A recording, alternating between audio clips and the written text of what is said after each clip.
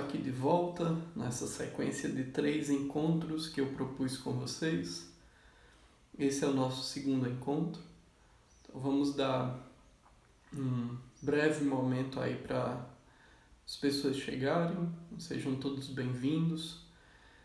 Lembrando que o nosso grande objetivo é manter uma espécie de encontro em que de alguma forma as nossas mentes, as nossas intenções, a nossa, o nosso envolvimento de alguma forma transforme o que está ao nosso redor e também nos transforme. Eu não sei se todos vocês perceberam, mas quando eu propus esse tema, eu coloquei organizando os meus pensamentos em tempos de crise, né?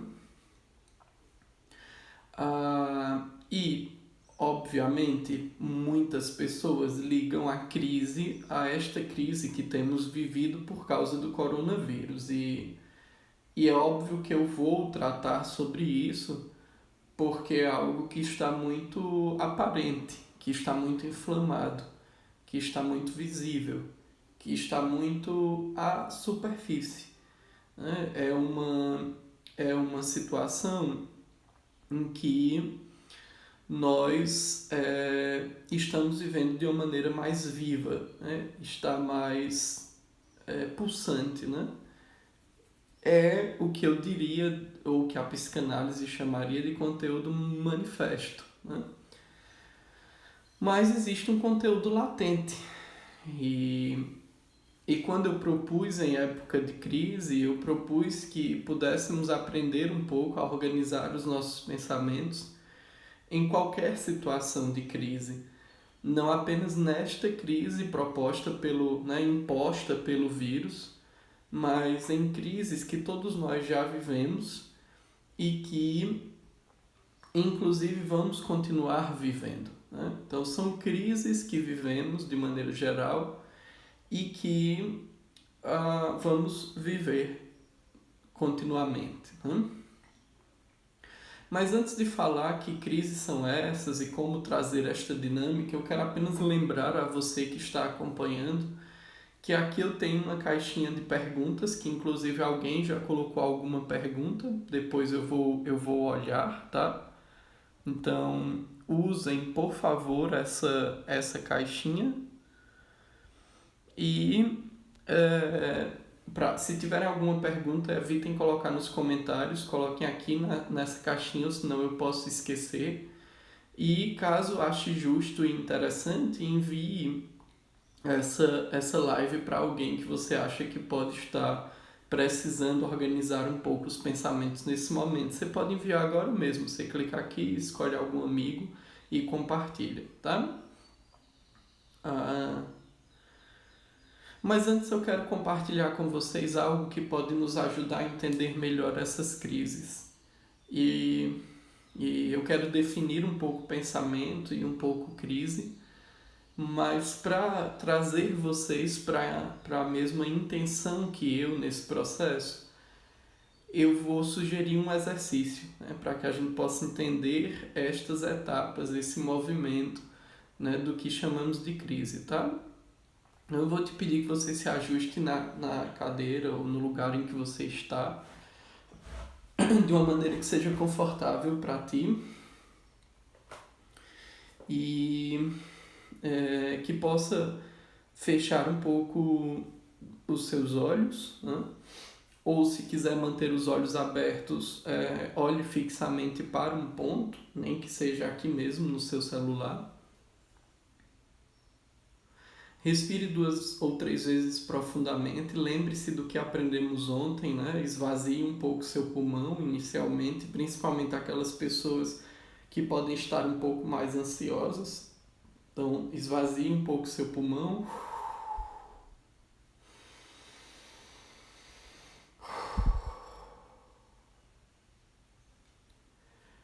Aqueles que preferirem, mantenham os olhos fechados. E eu vou pedir que você lembre de alguma transição que você fez.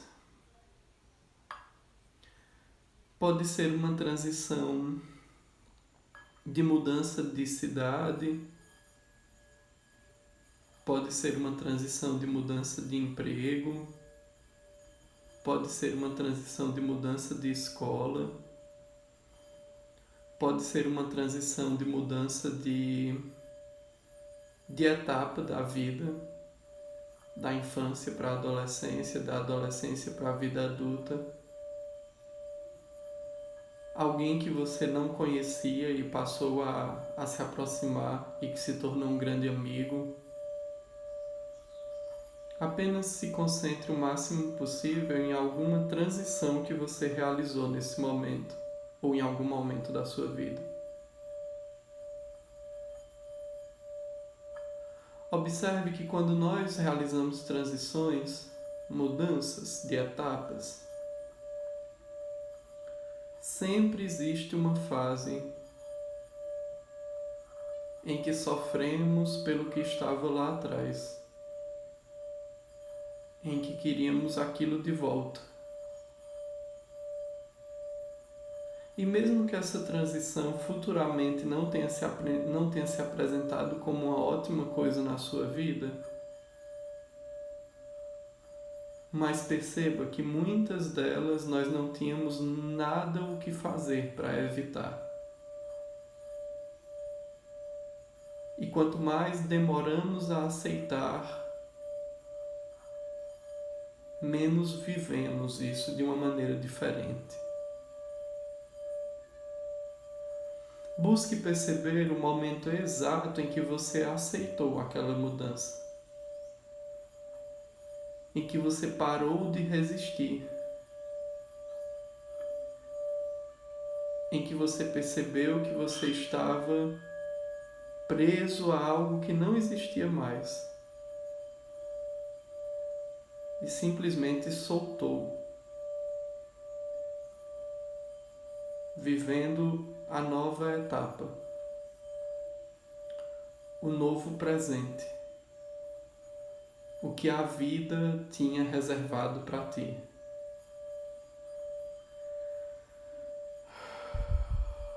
Respire mais profundamente nesse instante e venha trazendo o máximo da sua atenção para o aqui e agora. Venha ficando atento, atenta, presente, focado, abrindo seus olhos, no seu tempo mais atento, mais presente, mais focado. Isso, usando o som da minha voz para ficar bem desperta, bem focado. Aqueles que estão de olhos fechados, abra seus olhos, se preferir, espreguice-se um pouco, volte ao presente, completamente ao presente. Isso, muito bem, muito bem. Todos vivemos crises mais cedo ou mais tarde na nossa vida. Absolutamente todos nós vivemos etapas em que nos levam a uma crise. Como mencionei no exercício, da infância para a adolescência, da adolescência para a vida adulta, uma mudança de profissão, uma mudança de convivência, uma mudança de bairro. Absolutamente todos nós vivemos crises. Uma roupa da infância que não nos cabe mais, obviamente, na vida adulta, uma música que gostávamos de ouvir que já não gostamos mais. Só não temos a atenção voltada para todas essas crises que vivemos no dia a dia. E o que tem acontecido agora é que o planeta inteiro tem se reunido em volta desta crise. O que antes eram crises pontuais entre coisas que fazíamos da nossa vida individualmente, agora estamos envolvidos em uma crise mundial. E toda crise tem uma consequência, tem como consequência um convite a aceitar a mudança. Eu ouvia o Tadashi, né, Kadamoto, falando numa live há alguns dias atrás que um dos mestres dele hindu, um dos mestres dele da Índia, disse que essa crise que nós temos vivido é uma crise muito confortável. Estamos em casa, claro, nos sentimos entediados por algumas coisas, mas ainda não faltou água, por exemplo. Imagine quando faltar água no planeta, né? Imagine quando faltar comida. Eu sei que para algumas pessoas já falta, mas imagine quando isso for desta proporção, né? Quando faltar alimento na proporção do mundo todo. Então, o que eu quero compartilhar com vocês nessa tarde é algo que tem me ajudado e que de alguma forma possa ajudar vocês também a lidar com os pensamentos no momento de crise, e que se essa crise que você está vivendo interna é fruto dessa crise que nós estamos vivendo quanto humanidade, que seja útil, mas que evite se prender a somente isso. Porque o meu argumento sobre os nossos pensamentos é exatamente essa dinâmica. Quando eu me prendo a um pensamento específico, principalmente a ideia de morte, e isso é muito comum numa síndrome que afeta muita gente hoje em dia, que é a síndrome do pânico.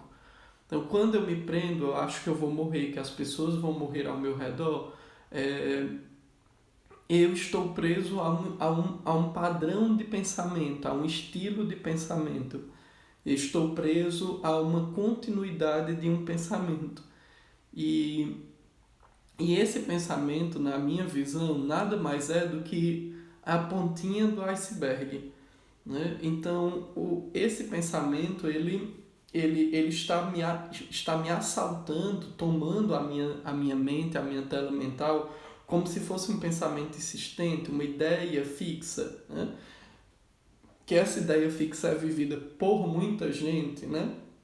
Então, pessoas que pensam em suicídio têm ideias fixas, pessoas que se sentem incapazes têm ideias fixas, enfim, né? Todos nós temos algumas ideias fixas que nos acompanham na nossa vida.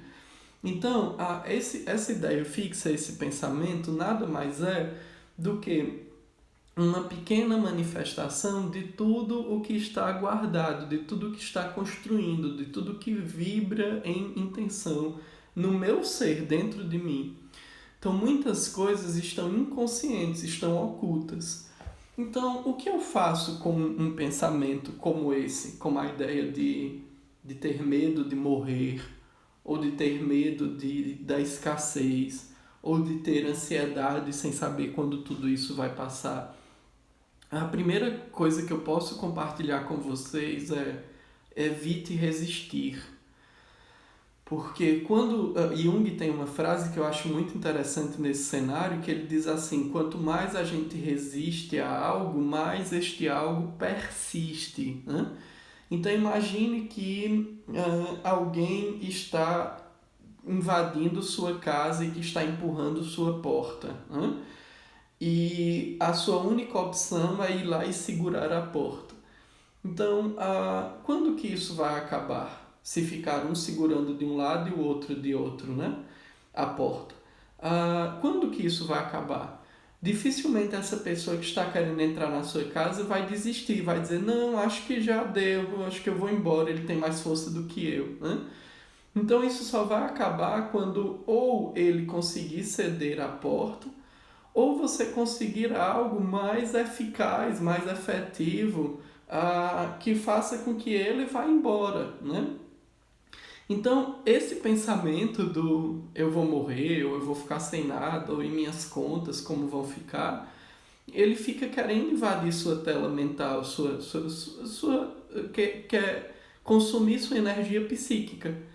E se você for lá e fizer uma força contrária, você vai ficar preso nessa dinâmica, né? Você vai ficar gastando energia mental aqui, sem aliviar, sem parar. E o que é mais interessante é que mesmo que você fique querendo evitar este pensamento e empurrar ele para algum lugar, ele sempre volta, porque ele não foi trabalhado, não foi editado. Então, a primeira coisa que eu posso compartilhar com vocês que eu faço é dar espaço a isso, né? Então, se vem na minha cabeça que vai ter escassez, que eu não vou conseguir pagar minhas contas, ou se vem na minha cabeça que, que eu vou morrer, ou que as pessoas vão morrer ao meu redor, a primeira coisa que eu acho importante fazer nesse pensamento é dar espaço. Dizer, olha, eu estou vendo você, eu sei que você existe. Né? Dar espaço de uma forma que ele não me controle, que ele não me assalte, que ele não tome o controle de tudo. É exatamente isso, eu estou vendo você. Né? Eu não estou evitando, eu estou dando espaço para você. Eu espero que você, se você está se manifestando na minha mente, é porque de alguma forma você é importante. E o que você traz consigo? Né?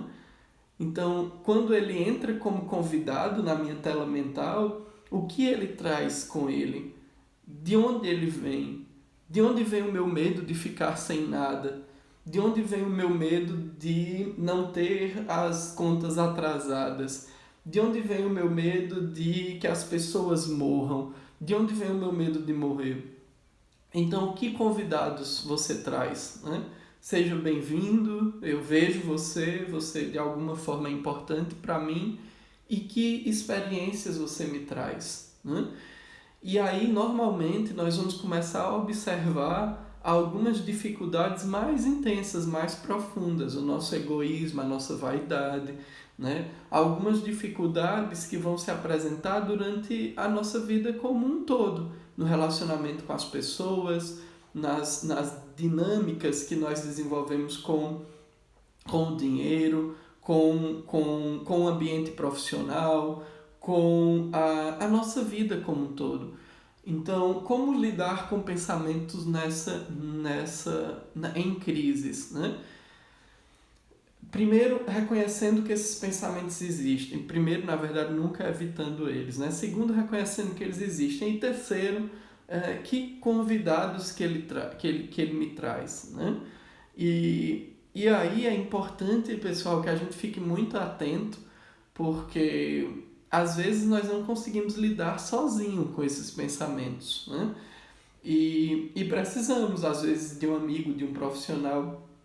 Eu me lembro que recentemente, né, mês passado, eu fui no início do mês a Chapecó, né, que eu vou lá uma vez por mês.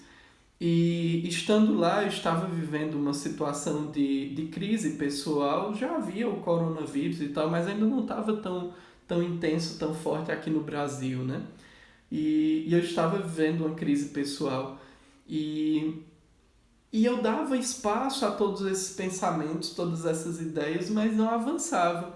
E aí, em um almoço, né, na verdade, indo para um almoço, eu conversei com um colega, um profissional da área, o Rafael, que é um dos proprietários lá do Instituto do Yoga, e ele me ajudou a perceber que convidados vinham com esse pensamento, né? Que dinâmicas estavam ali. Então, às vezes, nós não vamos conseguir imediatamente ir sozinhos lidar com isso. Dama, então você está dizendo que eu tenho que necessariamente procurar um profissional? Não necessariamente. Às vezes, uma conversa com alguém que está de fora dessa situação, ou então deixa esse pensamento ganhar espaço e diz assim, olha, eu sei que você é importante, mas eu não estou conseguindo lidar com isso agora. E deixa que partes da sua mente continue processando aquilo. Porque a nossa capacidade mental é incrível, minha gente.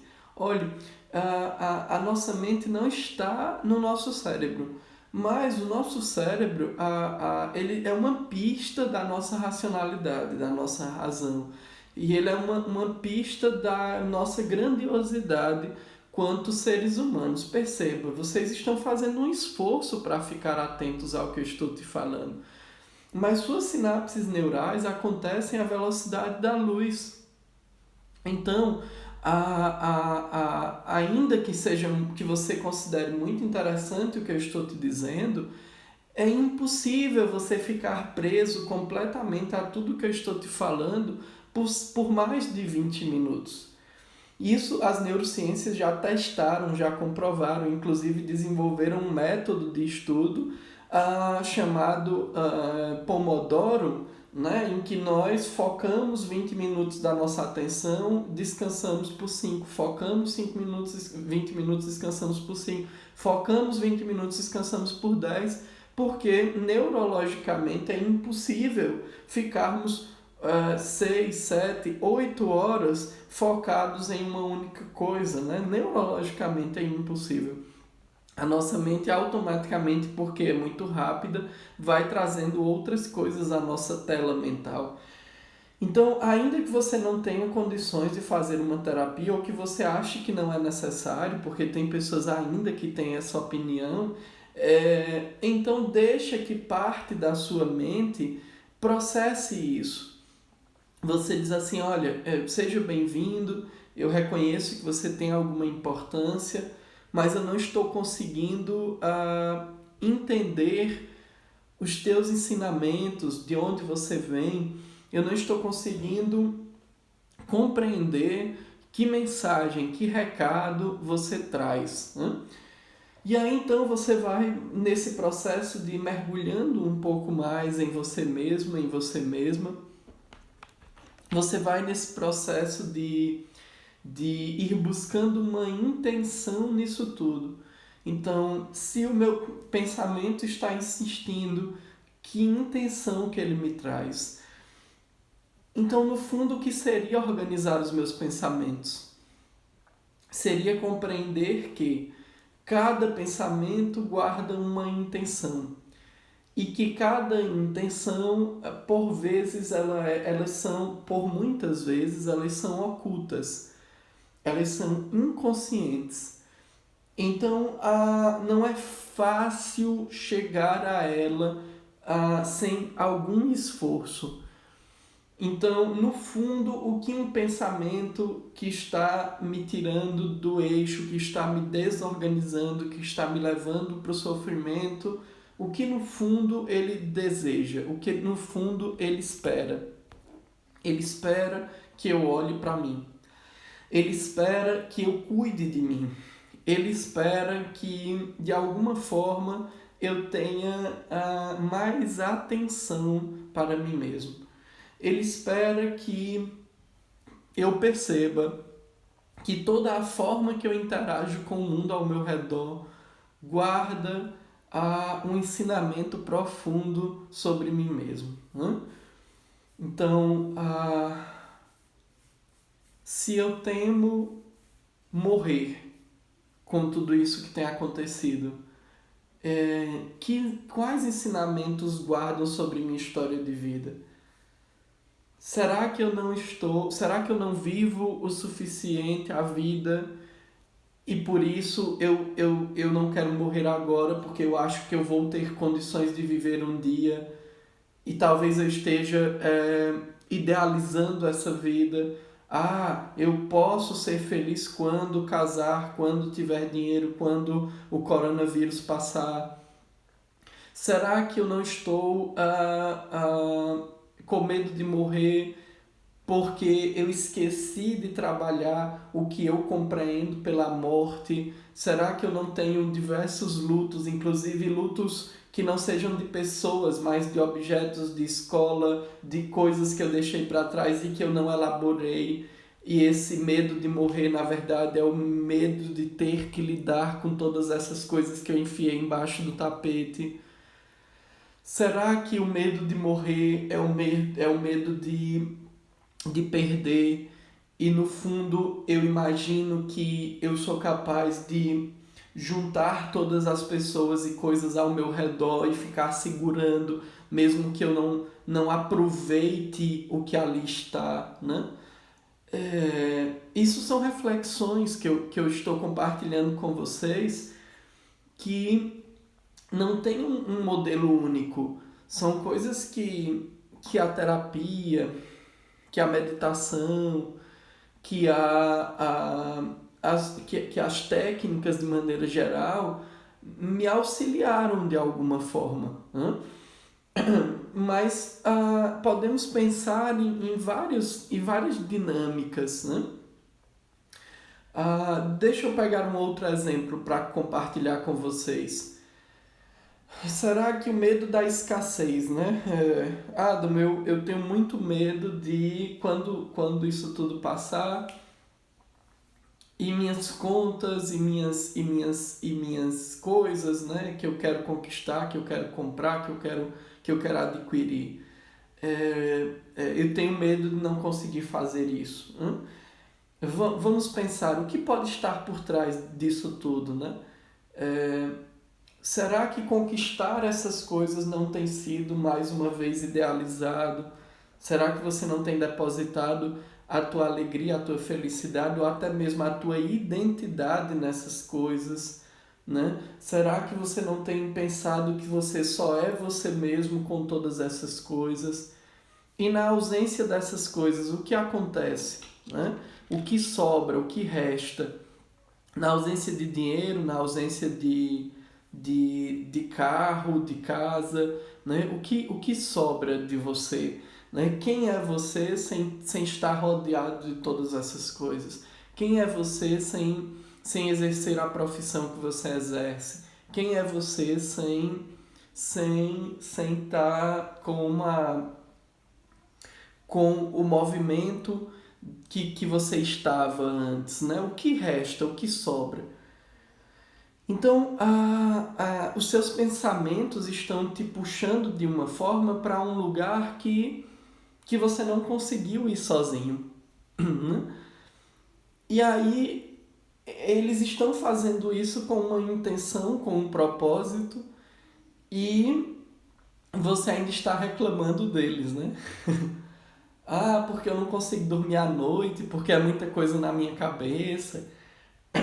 Porque eu não consigo fazer isso e isso, porque meus pensamentos não deixam, minha mente não deixa, né? Então, antes de encerrar este encontro, eu quero ver esta pergunta que colocaram. Primeiro, agradecer também as pessoas que compartilharam, né, no story. Mas há uma pergunta aqui, né? No início da live, me perguntaram qual a fórmula da felicidade, né? É, não existe uma fórmula, né? Mas se pudéssemos pensar sobre isso um pouco, a felicidade ela é subjetiva, né? E, e interessante é porque muitas pessoas não conseguiriam dar uma definição da felicidade, né? Então, acho que antes de ir em busca da fórmula da felicidade, a busca seria responder esta pergunta, né? Então, o que é felicidade para mim, né? E aí, nessa dinâmica do que é felicidade para mim, talvez a gente perceba que algum grau de felicidade já sentimos, né? Que a felicidade ela é algo que talvez não esteja presente na nossa vida como um todo 24 horas por dia, mas a alegria honesta e sincera, o sentimento puro, ele já esteve presente inclusive no dia de hoje, né? No dia de hoje, na sua vida, procure aí, são 13 horas e 35 minutos. Então nós já vivemos 13 horas desse dia. Digamos que muita gente digamos que nós dormimos até 7, 8 horas, 6, 7 horas da manhã. Vamos colocar 7 horas para facilitar, né? Uma média, digamos, né? Então, digamos que fora o dormir, nos restaram 6 horas deste dia de hoje, né? Já vividos, claro. Dessas 6 horas, já tivemos uma... Dessas 6 horas, como foi o padrão, né, de pensamento? E busque se por alguns instantes, segundos que seja, você não experimentou esse tirar a cabeça, sabe? Esse sair um pouco da água e respirar, né? Estou me afogando, né? Então, mesmo que você tenha tido horas muito difíceis, de tristeza, de sofrimento, de mal-estar, algum momento você colocou a cabeça para fora, né? E esse colocar a cabeça para fora pode ter sido um instante de felicidade. O problema é porque ele talvez tenha durado milésimos de segundos. E todo outro estado demorou horas, né? Mas se a gente se concentrar nessa pista que a nossa mente nos deu, esse momento que tiramos a cabeça da água, e construirmos um espaço maior para isso tudo, certamente vamos experimentar a felicidade não como um contínuo, mas como um movimento. Então, eu realmente não acredito em uma vida feliz, né? Onde as 24 horas do dia e todos os 365 dias do ano as pessoas se sentiram felizes. Eu desacredito nisso. Inclusive, demorei bastante a aderir a estes movimentos de rede social, porque a rede social passa essa impressão de que as pessoas são felizes o tempo inteiro, né? E não são. Inclusive, a felicidade ela só é possível porque em algum momento nos sentimos tristes para compararmos, né? Como que sabemos que estamos saciados, né? Porque tivemos fome anteriormente. Como que sabemos que estamos aliviados? Porque antes nos sentimos pesados, preocupados, e aí aliviou. Tipo, eu liguei sei lá, soube que meu filho estava indo para um lugar e eu soube que teve um acidente ali, né? É, é, Eita, nossa, será que foi com ele o acidente? Eu começo a ligar e o celular dá desligado ou não atende. E aí de repente ele atende e diz assim: olha, eu tô bem, o acidente foi na minha frente e tal. E a gente alivia, né? Então, por que a gente aliviou? Porque antes havia uma dor, um peso, né? Então, essa lógica de querer excluir, né, e querer viver só os sentimentos agradáveis, isso é irreal, isso não existe, né? A vida é feita desse processo. O problema é que às vezes a gente cai muito no sofrimento contínuo e isso nos aprisiona ao ponto de adoecermos, né? Em um processo depressivo, em um processo, né, de transtorno, de ansiedade, de síndrome do pânico. Aí tudo bem, aí não é ideal. Mas também não é ideal ficar vivendo lá em cima o tempo todo, achando que, fazendo o jogo do contente, tipo Apoliana, né? É sentir o impacto da pancada da vida, mas não ficar caído o tempo todo. Talvez essa fosse a melhor analogia para o que eu poderia responder se eu me propusesse a responder qual a fórmula da felicidade. Eu não sei se tem outras perguntas, eu vou checar aqui, senão eu vou dar encaminhamento ao encerramento da nossa live, tá? Se ainda tiverem alguma pergunta, podem me mandar, tá? Aqui ainda tem uma, deixa eu ver. Qual é a melhor forma de sair do nosso emocional e olhar para nós com mais racionalidade, né? Normalmente tendemos a mergulhar, mas não conseguir ler todo. Bom, eu acho que o modelo que eu quero compartilhar com vocês não é do sair do emocional.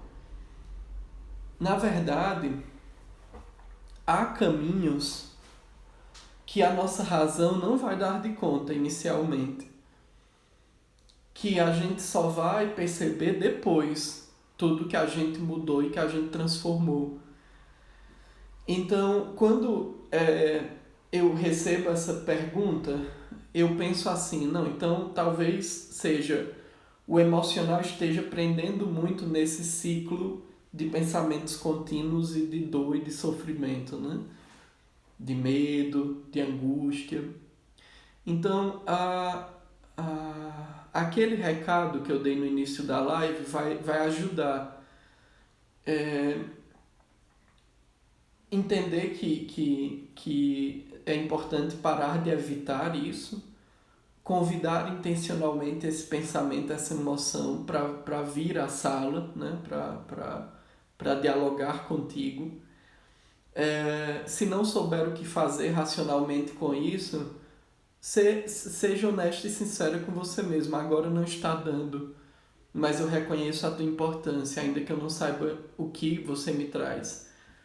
E deixar que outras partes da sua mente lidem com isso. Há muitas pessoas que centram o ser humano na razão e há outras pessoas que dizem que a razão atrapalha o processo. Na minha opinião, tudo que nós temos é útil para o nosso avanço. Tudo, absolutamente tudo. Então, o meu metabolismo é importante. Se eu vou mergulhar num processo de reflexão em um momento em que meu corpo está se esforçando para digerir uma feijoada, por exemplo, vai ser mais difícil, vai exigir um esforço maior. Se eu não estou conseguindo dormir direito, bioquimicamente, neurologicamente, eu estou afetado com isso. Não adianta eu me dedicar a algo que exige atenção se eu estou debilitado fisiologicamente. Olha, se você não está trabalhando ou se o teu home office é flexível, eu sugiro que se o bicho está pegando, assim, se você está preso, né, nessas questões emocionais, durma um pouco mais. Por exemplo, hoje mesmo, né? Hoje é domingo, então porque algumas pessoas continuaram no mesmo ritmo de trabalho, né? Porque foi o jeito que talvez inventaram ou que conseguiram de esconder todas essas demandas, né? Então dorme um pouco mais, descansa um pouco mais, ajusta um pouco melhor a tua alimentação, prepara um momento do dia para fazer essas reflexões que eu estou propondo com vocês. Um momento em que você não tem a hora contada, em que você está inteiramente disponível para isso. E aí você vai perceber que razão e emoção, elas exigem um equilíbrio também, né? Não adianta você querer centrar todo o teu desenvolvimento na razão, porque aí você vai estar, inclusive, pressionando um monte de sentimento, como também não adianta você querer trilhar todo o teu caminho somente com a emoção, porque aí você vai estar à mercê de tuas reações, de como você interage com o meio, tá? Então é importante manter este equilíbrio entre razão e emoção, né? Agora, o normalmente talvez seja dizendo que a gente mergulha muito em emoções ditas negativas, né? Na dor, no sofrimento, no medo. E tem uma explicação da psicologia evolucionista que me agrada muito. É uma explicação em que, quando nós estamos muito presos na dor, isso pode ser um traço evolutivo mal adaptado da nossa espécie enquanto seres humanos. Quanto homem da caverna, nós não podíamos sair e ficar olhando para o céu e admirando o céu, né? Olha que lindo! O nosso foco era no risco, era no perigo, era naquilo que poderia me causar dor. E talvez estejamos seguindo um traço mal adaptado. A gente pensa, então quer dizer que que eu estou condenado a viver assim? Não, de forma alguma. Ah, porém, compreender é um passo para readaptar essas funções nossas, né? Então, eu compreendo que isso talvez seja um movimento instintivo e desse movimento instintivo eu busco readaptar as minhas funções, certo? Ah, ah, eu espero realmente, pessoal, que todo esse compartilhamento esteja sendo útil para vocês. Mais uma vez, eu convido as pessoas que aqui estiveram, convide uma pessoa para estar aqui conosco amanhã. É importante criarmos esse ambiente em que vibramos juntos nessa dimensão que eu digo, nessa dimensão da reflexão sobre tudo o que tem acontecido e não somente na negação, na dor ou no medo. Né? Tenho mais questões, eu acho que a gente ainda consegue responder uma ou duas, eu acho que tem. O que fazer quando o emocional atinge físico, né? Primeiro, cuidar do físico, tá? Uma vez que isso se manifesta no corpo, não adianta cuidar só da mente. Então, primeiro cuide do corpo. Se é uma tensão, se é um problema no estômago, se é um problema respiratório, cuide do corpo. Se você não pode ir a médico por causa disso tudo, procure alguns tratamentos alternativos, óleos essenciais, extratos, né? Aqui em casa mesmo estamos todos tomando extrato de própolis, alimentação, enfim. Faça algo primeiro para cuidar do corpo, alongamento, né? Faça algo para cuidar do corpo. Enquanto cuida do corpo, vá trabalhando a percepção de que emoção te trouxe isso, né? De que emoção te trouxe isso. E aí tem algumas simbologias, né? Problemas no estômago geralmente são problemas em que a gente não está conseguindo digerir, não está conseguindo aceitar, né? Problemas no pulmão, geralmente a gente tem dificuldade de inspirar a vida, então geralmente são desistências da vida, tristezas, né? Inclusive esse vírus tem muito a nos ensinar sobre isso, né? Talvez a humanidade tivesse guardado muito essas tristezas e o vírus ataca justamente essa nossa capacidade de inspirar a vida, né? de trazer a vida para dentro de nós, né? Enfim, problemas de pele geralmente tem a ver com relacionamentos, com a forma que nos relacionamos com o mundo. Então, primeiro cuidar do corpo. E enquanto cuida do corpo, cuide também da possível emoção que gerou tudo isso, tá? Eu vou responder mais uma pergunta, porque o nosso tempo está encerrando, né? Eu não sei se vocês sabem, mas o Instagram ele tem tempo limite, né? Estou sofrendo por uma coisa que nem sei o que é. Mais uma vez eu vou pedir que vocês convidem as pessoas para estarem conosco amanhã às 13 horas, 13h05. Geralmente, o que a Elisa tem passado é uma coisa que muitos de nós passamos. Eu não sei se é mais fácil quando a gente não sabe o que é e descreve isso e diz assim abertamente, tá? Não sei, pronto mesmo, e vou ver como que eu vou lidar com isso.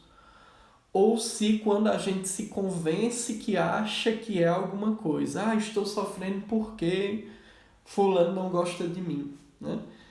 Eu realmente não sei se o pior é quando a gente se convence que é uma coisa ou se quando a gente realmente declara, olha, eu não faço a menor ideia do que seja.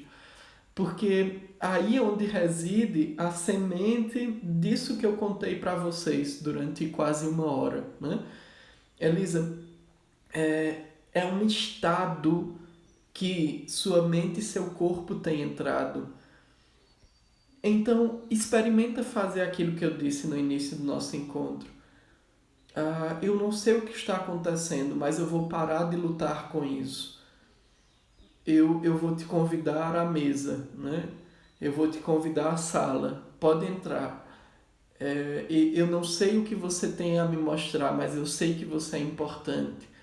Isso é um diálogo com você mesma, né? Faz esse movimento.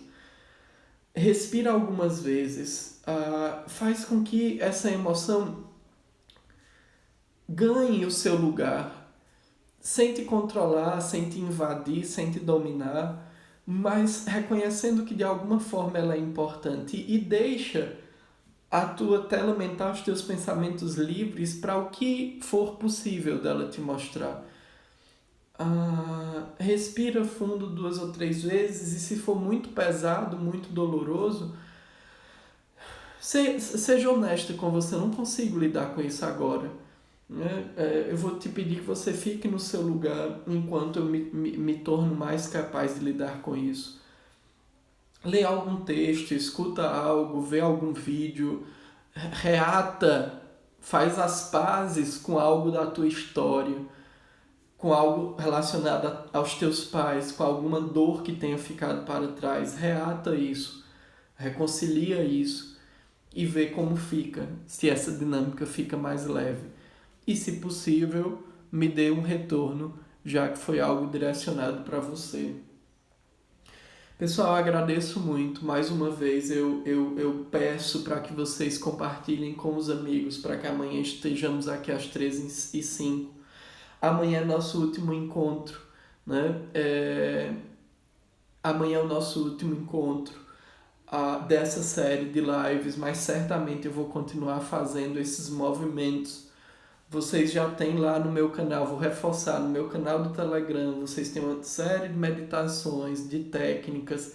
É só clicar aqui no link da bio, aqui no meu Instagram e clicar lá na semana do equilíbrio emocional. Vai lá, escuta as meditações, ou se não gostarem do trabalho que eu desenvolvo, procurem alguma coisa que reforcem, que fortaleça, mas deem espaço para tudo isso acontecer, para que a gente saia realmente seres humanos transformados dessa experiência. Eu agradeço a todos vocês. Esses encontros, eles também servem bastante para mim, né? Para o meu centramento, para a minha organização emocional. Então, obrigado, e amanhã certamente nos encontramos aqui. Muito obrigado por toda a intenção que vocês têm construído enquanto estão aqui comigo, porque essa intenção ela pode ser sentida e organizada nesses nossos encontros. Um forte abraço e até amanhã.